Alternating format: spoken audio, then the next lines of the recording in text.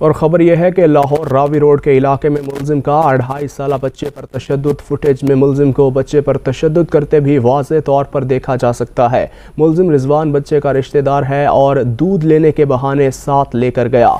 ये वाक़या पेश आया लाहौर रावी रोड पर, जहां मुलजिम का 2.5 साला बच्चे पर तशद्दुद। फुटेज भी मुलजिम को बच्चे पर तशद्दुद करते देखा जा सकता है और दूध लेने के बहाने साथ लेकर ये मुलजिम उसे गया।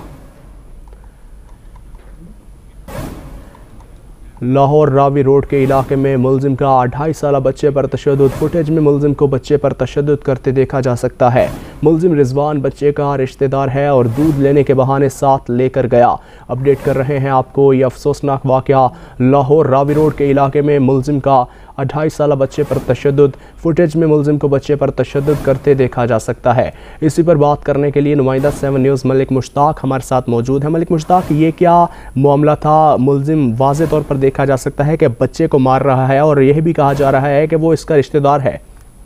जी बिल्कुल, ये थाना रावी रोड में मुराद खान वल्द 2000 खान की तरफ से एक FIR दर्ज कराई गई है कि उसके बेटे 2.5 साला उसके बेटे को उसके साले का बेटा घर से दूध लेने के बहाने ले गया और रास्ते में उसके साथ ज्यादती करता रहा, उसे थप्पड़ मारता रहा, उसे जान से मारने की धमकियां देता रहा, जिसकी वीडियो वायरल होने पर थाना रावी रोड ने मुकदमा दर्ज करके मुलजिम को गिरफ्तार कर लिया है।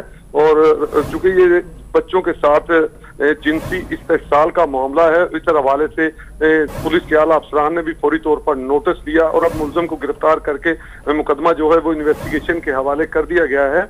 चूंकि आला पुलिस अफसरान का कहना है कि बच्चों पर जिनसी इस्तेहसाल जो है वो किसी सूरत बर्दाश्त नहीं किया जाएगा। और इस हवाले से चूंकि ये वीडियो वायरल है और वीडियो में वाज़ेह देखा जा सकता है कि 2.5 साला बच्चे को उसका कजन जो है वो थप्पड़ मार रहा है और ना सिर्फ थप्पड़ मार रहा है बल्कि उसको जान से मार देने की धमकियां दे रहा है।